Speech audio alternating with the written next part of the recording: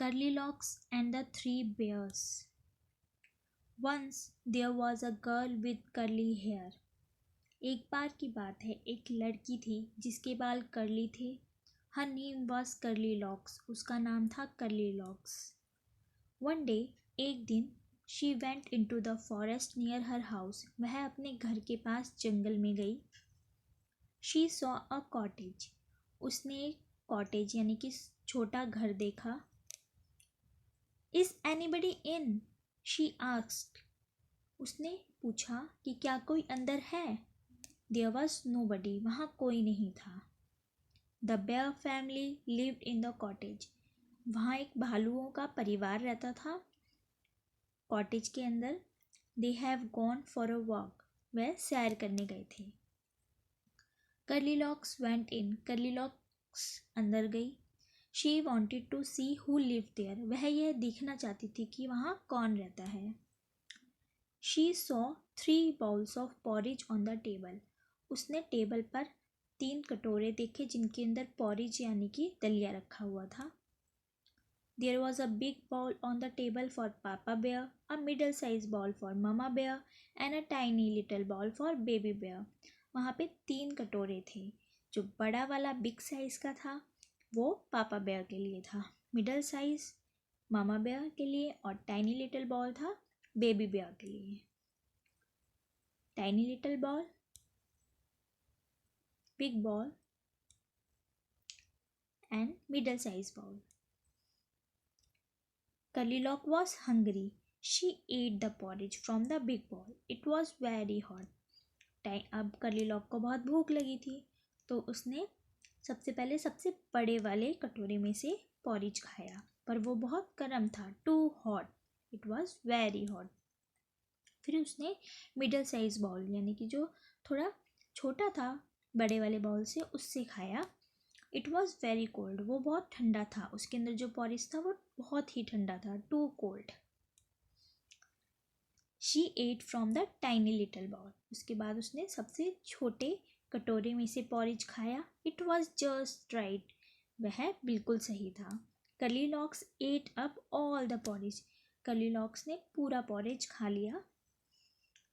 Then she went to the bedroom. उसके बाद वो बेडरूम में गई. There was a big bed for Papa Bear, a middle size bed for Mama Bear and a tiny little bed for Baby Bear. वहाँ पर बड़ा bed था जो पापा बेयर के लिए था, मिडल साइज बेड था जो कि मामा बेयर के लिए था और एक छोटा बेड था जो बेबी बेयर के लिए था. Big bed, middle size bed and tiny little bed. The big bed was very hard. जो बड़ा बेड था वो बहुत ही सख्त था. Too hard. The middle size bed was too soft. और जो बीच के साइज का बेड था वो बहुत सॉफ्ट था. टू सॉफ्ट यानी कि बहुत मुलायम था. But the tiny little bed was just right. पर जो सबसे छोटा बेड था वो बिल्कुल सही था. Just right. Curly locks fell asleep in the tiny little bed. Curly lock उस छोटे बेड पर सो गई. The bear family came back. अब जो भालुओं का परिवार था वो वापस आ गया. Somebody ate my porridge, shouted the papa bear in his big gruff voice. किसी ने मेरा पॉरेज खाया था, पापा बेयर ने कहा अपनी भारी भरकम आवाज में. Somebody ate my porridge too, said mama bear. Mama bear ने कहा कि किसी ने मेरा पॉरेज भी खाया था. Somebody finished all my porridge. किसी ने मेरा पॉरेज पूरा ख़त्म कर दिया है. Said baby bear in his tiny little voice. अपनी छोटी सी प्यारी सी आवाज़ में बेबी बेयर ने बोला कि उसका तो सारा पॉरेज ख़त्म हो गया है. The bear family went to the bedroom. अब भालुओं का परिवार कहाँ गया? अपने बेडरूम में गया. Somebody slept in my bed. कोई मेरे बेड पर सोया था. Shouted Papa Bear in his big gruff voice. ये किसने कहा? पापा बेयर ने अपनी बड़ी आवाज में। Somebody had slept in my bed too.